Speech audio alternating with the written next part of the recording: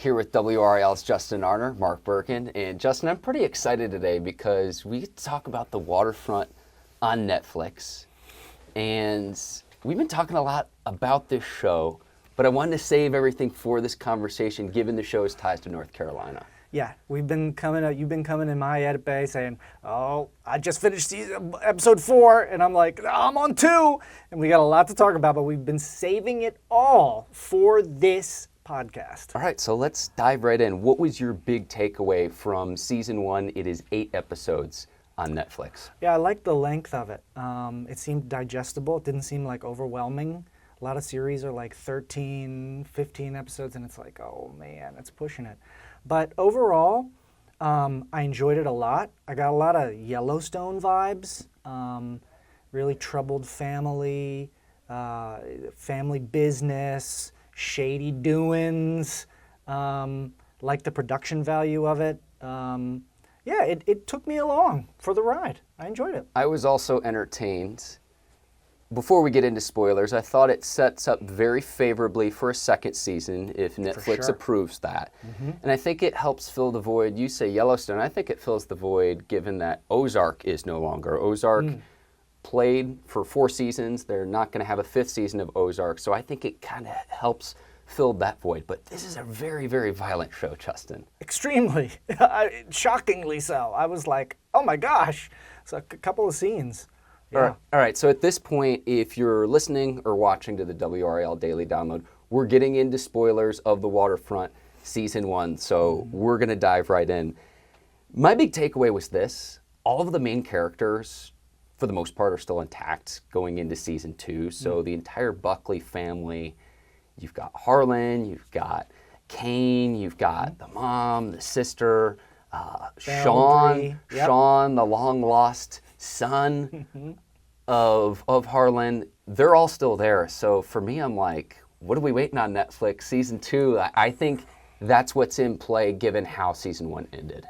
Yeah, it left some storylines open. It kind of changed the power dynamic at the end. We could see, I mean, I'm already going to spoil the end, but you know, the power shift maybe to more of Belle, you know, the mom, the matriarch of the family. Yeah, they got a lot of room to work with. We will get well into that with how the season ended. Yeah.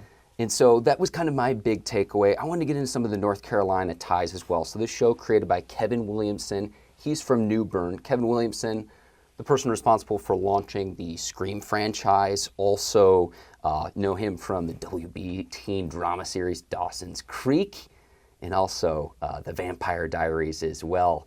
And so he's the show creator behind this. There are so many places that I recognized in Wilmington.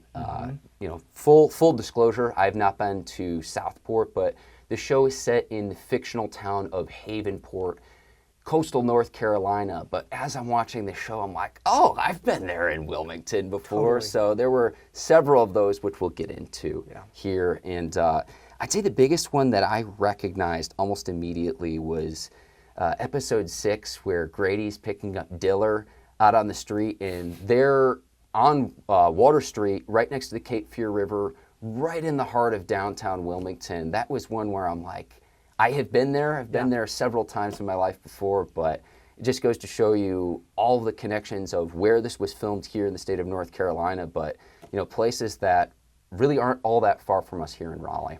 Yeah, it just gave off the vibe. Even though, like, even the restaurant, the family restaurant, as soon as they showed the inside of it, I was like, I feel like I have been at that restaurant.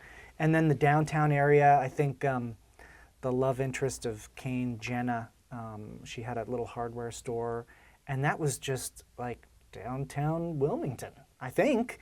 But it had that whole vibe of coastal North Carolina. I think it conveyed that pretty well. Yeah, so the family restaurant is the Fishy Cafe in Southport, the exterior of that. And then Jenna's family store, that is right on Market Street, right in downtown Wilmington. Okay. And so along with this video podcast, along with this audio podcast, we're going to have a lot of the locations of the show and where specifically they are in real life. So check that out. That'll be on WRAL.com, the WRAL News app as well with this story. of a lot of, oh, hey, this looks familiar. Is this somewhere where, you've been, where you've recognized it? It's pretty cool, though. Let's go here. So we've got the locations in North Carolina. Did you buy Topher Grace's portrayal as Grady as the villain of the show? He definitely changed the dynamic of the show. As soon as he came on the scene, and I mean, his very first line, when Harlan goes to shake his hand, and he goes, no, I'm a hugger. And you're just like, oh, okay, he's bringing it. And he never lost that manic, psychopathic, just energy veiled in the nicest guy, your next door neighbor or your coworker who's just always upbeat all the time and you can't get him down. Except this guy's got a minigun that, he uses when somebody crosses him. The word I would use is narcissist as well. Very, very narcissistic. And it was funny how he related to Harlan Buckley, the father figure, because his lack of a father figure in his own life. So initially it was like, oh, are we sure this is a villain? Like, this is almost a comedic approach to being a villain in a television show. Yeah.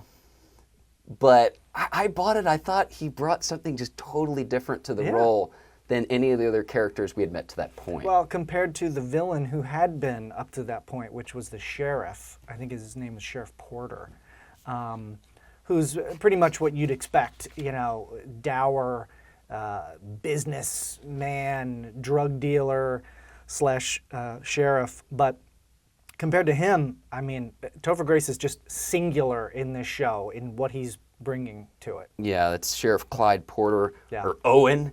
That Owen. Didn't make any sense to me at all. But I still don't know. Topher Grace's presence after all of that, I think, was a welcome addition to the show. I agree with you. The part where I'm a hugger was just so funny. And his dynamic with the father, Harlan Buckley, to me was some of the best duos that you saw throughout the 8 episodes of the very first season. Harlan Buckley, portrayed by Holt McCallany, survives 2 heart attacks and then undergoes more fights and gun battles than anyone should after having undergone 2 heart attacks. Maybe 17 jellyfish poured on his chest? If we were doing this podcast right, ladies and gentlemen, too, you and I would be drinking some Johnny Walker Black on the rocks as well, because that is Harlan Buckley's drink of choice. He's like a cross between John Wayne and the Marlboro Man, if you had to mix the two. 100%. And it's the total alpha of the show. He was by far my favorite character in season 1 of the show. I thought he stole every scene he was in. Yep, I agree with you. Whenever he was on the screen, it was just like, okay, he's taking charge. Even when he was kind of punked on a couple times, he still was in control, if that makes sense. Like, you knew that he was going to handle it somehow. He was the best. He was the best Buckley. Yeah, Holt McCallany, also in Fight Club. As well. If I'd have known that going into all of this, before I even watched a single episode, I'd have been like, all right, I'm following him into battle of all of the different scenarios that the Buckleys go through. So the Buckleys, they operate a restaurant and fishing business. It goes belly up, and they have to revert to drug smuggling. And so that's the basis of the show. And pretty much from there, chaos ensues. I mean, in one of the very first scenes where you see Harlan Buckley, he punches his son to the ground and says, quote, "I wouldn't bother getting up. I'm just going to hit you again." And so that's like your introduction to Harlan Buckley on the waterfront. I mean, he means business, right? I mean, well, the very first introduction is he's having a heart attack with like a hooker, and he says, "Call my wife." No, wait, call an ambulance, then call my wife. And it's like, oh, okay. But yeah, he's great in everything. The Buckleys are a very, very flawed family. So we're doing this rewatchable style. We've got some categories here, Justin, and this is the part of the show where you wanted to go the sins of Diller. Diller, who is the son of Bree Buckley, and Diller's got the last name of his dad. I believe it's Diller Hopkins. Okay. But the grandson of Harlan and of Belle, he was my least favorite character. I think he was supposed to be portrayed that way, but man, Diller was so annoying in this show. I could not stand this character, but I think that was the character's purpose as well. I guess. He definitely served that purpose well. I think he won the most punchable award.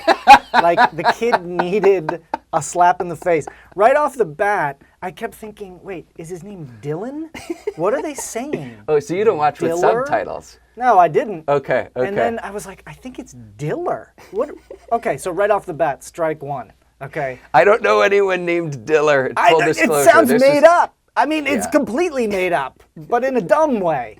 So right off the bat, this kid is so sarcastic and disrespectful to his mother, Bree, that it just made me cringe. So he gets a job at the family fishery, despite not being allowed to be near his mom because of a court order. So he's going to get her in trouble doing that, okay? That's strike two. He leads Grady and his henchmen directly into the fishery and gives them a whole tour, the whole business. That's bad. Yep. He gets kidnapped by Grady to go hunting and gets shot. You don't think there was a cordial invite, Justin? Oh, man. Come on, Diller. You got to do better. Okay, just real briefly. With someone he had met a grand total one time? One time. Yeah. One time. Okay. Let's go. Get in my truck. Come on. And he goes, okay, that was bad enough. But then the very last episode, he stows onto a yacht, stows away. He hides for 2 hours while his mom is being kidnapped, and then completely ruins his mom's plan when she finally gets a hold of a gun. And then his mom gets shot. The one good thing Diller ever did was throw his mom a lifeboat while she's bleeding out in the water. So then he was a hostage for Grady for the rest of that episode. Just Diller, man. Let me circle back to our guy Harlan, though. How cool a grandpa has to be to where it's like, I'm going to defy a court order. Yes. Because I want to hang out and work with my grandfather at the family business. That's a good point. That's a great point. I don't know if I've ever met a grandpa that cool in my time living and breathing on the planet Earth. No way. So yeah, it was worth it. I guess it was worth it. Let me ask you a question about Diller. Is this season better if when Diller was shot, if he dies? I mean, that would be pretty nuts, but I'm sorry, Diller, but you gotta go. You gotta go, man. I'm with you, but if this sets up for season 2, I think the custody battle with Bree and her ex-husband is a storyline that will continue to play out. What type of custody Bree will continue to have. I thought she was outstanding in this series. She was. And, she essentially drugs the DEA agent, and the DEA agent who she has a romantic relationship with ends up dying as a result of, his investigation that was going to take down the Buckley family as well. So that dynamic, and so Diller, his relationship with his mom is something I think that if there is a season 2 of this show, I think that's a storyline they'll come back to that story. For sure, for sure, yeah. Yeah. All right, thank you for letting me go into the sins of Diller. Yeah, of course. Let me ask you this as well. Kane Buckley, so Kane, the son of Harlan, quarterback, has a scholarship to Florida. Yeah. Doesn't take Going pro. And they're saying, he's going to go pro. What type of quarterback do you think Kane Buckley was? I agree with your note here. He probably was more of a pocket passer. Maybe like a Bledsoe. Maybe like old school. Old school. You know what I mean? Like staying tough, throwing from the pocket, not real quick. Maybe Dan Marino style as well. Old school. Yeah. I'm pro, man. I'm with you. Pocket passer, not like your new school quarterback who can run as well, like pure pocket passer. I've seen Kane running, and he can't run. Yeah, I think he's like a 3-star quarterback by some services, maybe a few others. He's like a lower 4-star to where it's like, there's some excitement, intrigue to where like in a big game, you could trust him, but like he's not the best of the best, but he can compete with the best of the best. Yeah, I can see that. I asked this question because it's just like I think about other people who've been quarterbacks in other shows and movies. The first I thought of was Johnny Utah in Point Break with Keanu Reeves. But man, that was just one thing I thought about. But perhaps the most entertaining scene of the entire series was when they essentially blow up Grady's drug operation And Kane in that series has to tackle one of the gunmen. Yeah. And he lays the dude He does. out. And He it's does. just like, okay, I can see the football background. Yes. That was good. Although I got issues with their infiltration. I can't believe there was no guards. There was no nothing. They just waltzed in. You can say the same thing about the Buckley's family fishery, though. We'll get into that. That's we'll get true. into that some unanswerable questions Yeah, because yeah, that yeah, was yeah. something that I had in my notes. Yeah. For me, the most rewatchable scene of this 8-episode series was the scene where they blow up Grady's drug operation. I just think the visual of that, Yeah. they help Harlan and Sean escape even though they're being held captive by Grady, and it sets into motion what is a very exciting finale. But they stole this from HBO. I can't tell you how many HBO shows do this, where it's not the finale that's the most exciting episode, it's the episode before the finale. And I thought that this was the case in season 1 of The Waterfront. Yeah, I agree with you. That was a good scene. For me, the most rewatchable scene was the intro to the show, where the boat is washed up on the shore. That was a pretty good shot. It didn't look CG, although I'm sure it was. And then you got these brief little snippets of every character, and you know what this family's about just from that. It was pretty good writing. Have you ever seen a boat wash ashore in real life like that before?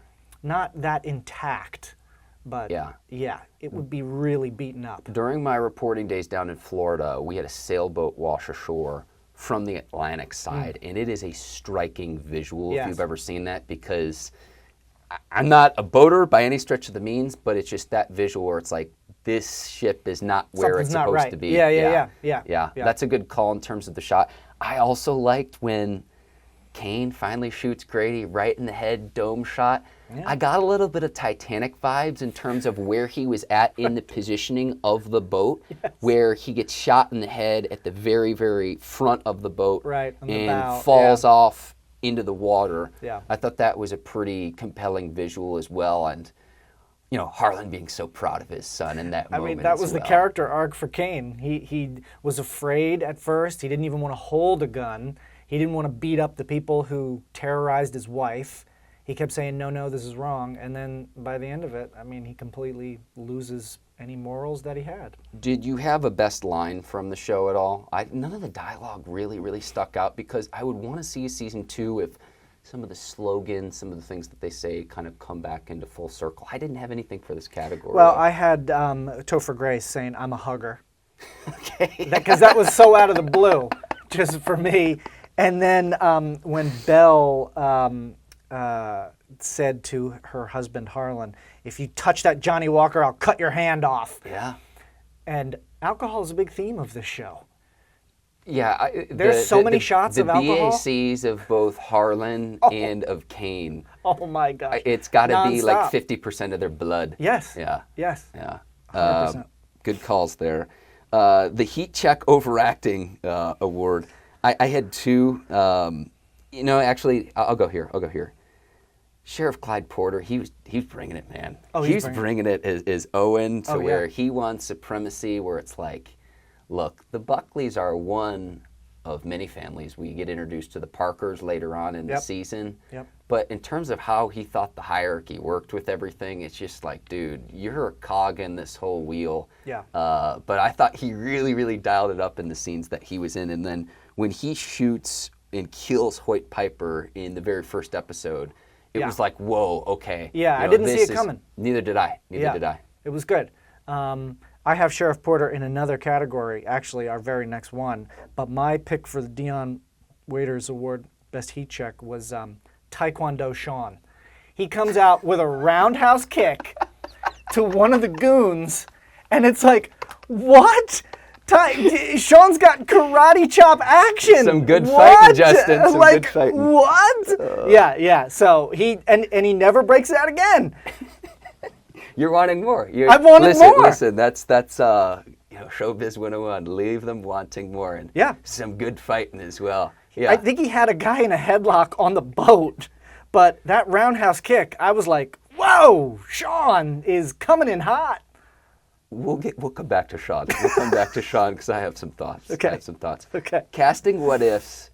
I saw that there were 2 for Harlan Buckley. So Harlan, who again is portrayed with Holt McCallany, was quoted in an interview saying that Russell Crowe and Josh Brolin were considered for the role of Harlan. Really? In that he was a long shot to play the role. Apparently, Holt had a job lined up for another show on Amazon, which he turned down, even though he didn't know for sure he would get this role in the Waterfront. But Wow. I think both would be really strong as Harlan. I'm glad they Sure. did what they did and they chose who they did for the role. But I could see both Josh Brolin and Russell Crowe as Harlan. I man. could easily see them. but, Easily. yeah. They would kill it. I didn't know. And if that's true, I was just putting down some like made up ones. Okay. Obviously Kevin Costner, but that's too obvious.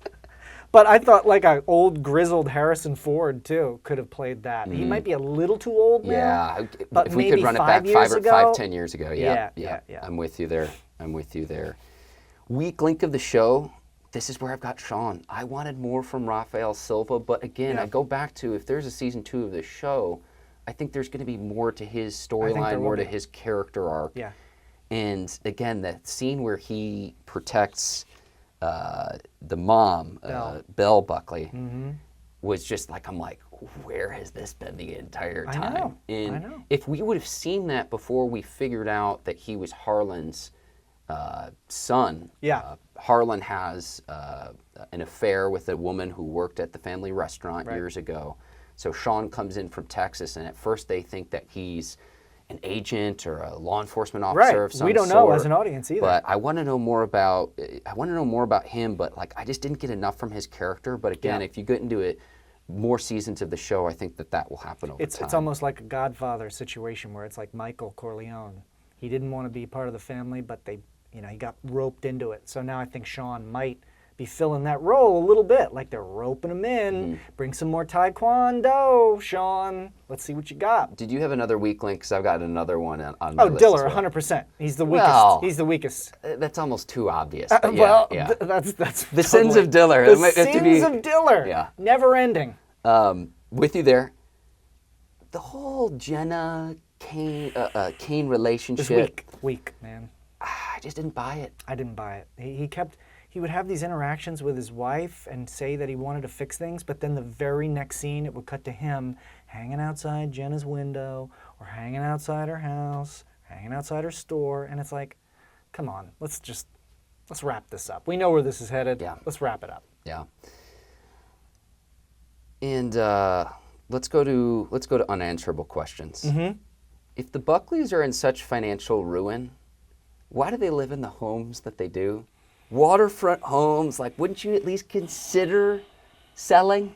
Well, not only that, they got this land that we never find out what the significance of this land is, right? If it's close to the water, though, I know, having lived in beach communities, the proximity to water is the name of the game. Sure. And so I understand that, but, how bad in debt they were, I think they could have got, I get that this is a drama show and you don't want to crunch the numbers too much. I understand all of that. But that was one thing where I'm just like... They got multi-million-dollar homes. They have this land that he refuses to sell for some reason. And are you telling me they'd rather sell drugs and do illegal and kill people than just downsize their house or sell this land that's so important? Yeah. I don't get it. Did you have any other unanswerable questions? That was the biggest one. Where are all the goons coming from? The henchmen. They get these huge guys, Topher Grace, they're all living on this farm, and they're just chilling. And the only thing that I could see that they did for recreation was throw knives. I want to get into picking bits here because I've got one about the henchmen. Okay. So 2 of the henchmen's names. Tim Donnelly. Hey, shout out 99.9 The Fan. Hello, Tim. We love you. Family member of the CBC. Someone who works in North Carolina, like showrunners, like maybe do a Google search before you name. Reggie Miller is the name of the other henchman. Yes. NBA Hall of Famer, Pacers legend. So we got Tim Donnelly and Reggie Miller as the 2 henchmen. The show's got to do better here, man. Do a quick Google search of is this someone famous who has the same exact name? Right. This was my biggest gripe with season 1. If that's my biggest gripe, like I said, I enjoyed the show. We're doing good. So that was in my picking bits category. I didn't have anyone for Apex Mountain. I think, again, you're setting up for a season 2. Yeah. We'll get into this more. But Yeah. that was one of the big picking nits I had. I'm also going to go here. I'll go back to, you mentioned how Grady's operation didn't have any security. The same thing with the Buckleys, where the Parker family shows up, which is another family that's involved in this criminal empire in some But they capacity. let them in, right? Okay, but when Grady's people just show up to the Buckleys, there's not cameras, there's not... But it's a legitimate business. That's the difference. It's made to look like it's a legitimate business. So you're not going to have guards or anything, like, obviously. I don't need any guards, but a security camera to say, Yeah. hey, someone's here after hours that Yeah, shouldn't be that's here true. at this hour. They did not to have manage an alarm. Yeah, and they managed to hide 2 dead bodies in Harlan's office, right? Yes. Remember that? Yes. So that goes to your point. Yes. No security whatsoever. So that was another picking nit that I Yeah. had. And I think you could say the same about Grady's drug operation, which is just that in the middle of a farm. It's so obvious. Yeah. It's a huge farm with nothing but huge henchmen in camo patrolling the grounds, and no one questions it. Harlan Buckley's heart problems, and then for the amount of fights he gets into, I mean, he kills the sheriff for how much he drinks. Yep. The jellyfish. Yes. No Yes. ill effects on his heart after 25 jellyfish are poured on Like I his chest. said, John Wayne and the Marlboro Man next. Yeah.